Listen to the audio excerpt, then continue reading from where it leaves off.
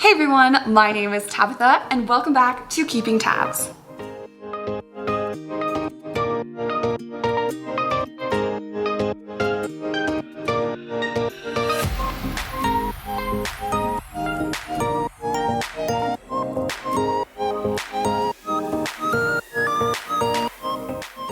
So a couple of questions that I get quite often is how do I actually figure out my macros when I'm going to be eating out? So that's what we're gonna talk about. How do you eat out when you are tracking macros? What I will do is I ask my friends, hey, where are we going? If they say they don't care, then take advantage of that and you pick where you wanna go. What I do is I go onto Yelp and I pull up the menu. Since I've been doing this for a really long time, I have a general knowledge of understanding what kind of foods are what. So proteins, fats, carbs. If you do wanna have a little refresher on what proteins, fats, and carbs are, check out the link in the box up here. You can watch one of my other videos. So I go ahead and take a look at the menu.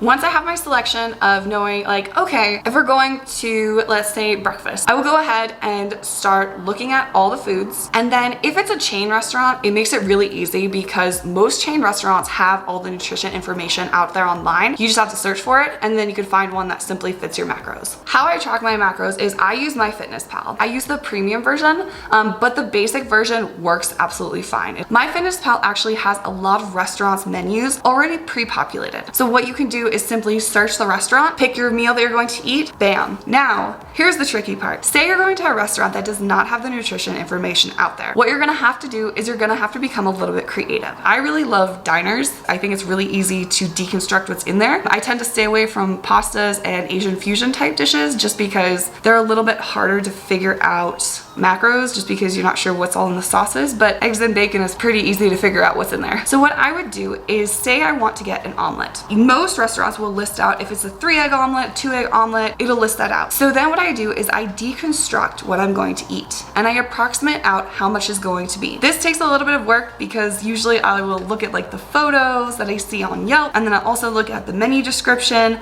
and then that way you can kind of tell how much is in your meal. So if you're having an omelet, select the eggs, then add in peppers, ham, bacon, put in approximate portions.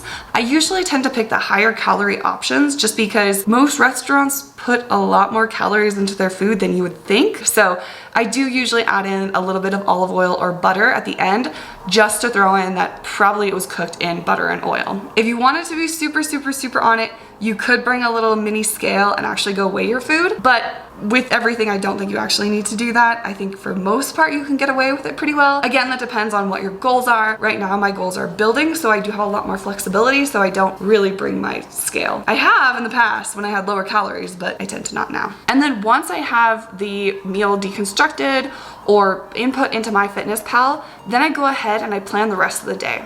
So if I am going out to dinner and it's going to be a heavier carb meal, then what I'll do is earlier in the day, I'll have higher proteins and I won't have as many carbs and fats. Or if it's vice versa, if you're going out to seafood and you're going to be eating a ton of protein, then maybe I will lower my protein earlier in the day. But just plan your whole entire day around that meal. Another thing that I can suggest for you is once you go to the restaurant, do not diverge from the plan, okay? Also, when you are planning out that meal, be realistic. Say you're going to a diner and one of your favorite foods are pancakes. Then know that you're probably gonna wanna have pancakes. So plan that into your meal. Either that or possibly think about, hey, why don't we get some pancakes for the table? That way you get everybody involved, make sure to track it, but then that way you can kind of be like, okay, I'm only gonna have one pancake and I'm gonna split it with my friend. Having friends around makes it so much easier too to go out because most likely someone in your group will be more than happy to split something with you. I've definitely used that tactic way more times than I should admit. In fact, most of my friends are kind of like, so Tabitha, what are we sharing? Well, so if you're going out with friends, don't be freaking out about food. You're there to hang out with your family, with your friends, to enjoy the time with them. You shouldn't be stressing about food and obsessing about it. So if you do end up having a meal where you do go over your macros, it's okay. Don't beat yourself up about it. It's fine. It was one meal. You had a great time with friends and family. Just think about how can you learn from it. Speaking from personal experience of times that I have blown my macros, I definitely could have planned them better. I just didn't.